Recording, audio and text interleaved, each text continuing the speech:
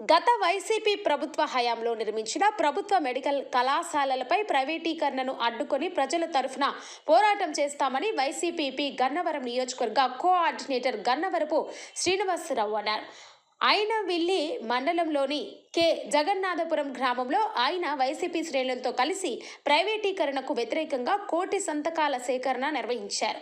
ప్రైవేటీకరణ వలన కలిగే నష్టాల గురించి ఆయన ప్రజలకు వివరించి ప్రజల నుండి సంతకాలు సేకరించారు.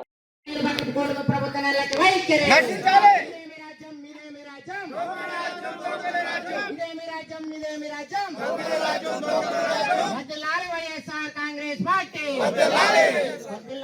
జగన్మోహన్ రెడ్డి గారి నాయకత్వం, కనవర శ్రీనివాసరావు నాయకత్వం, డౌన్ డౌన్ సీఎం,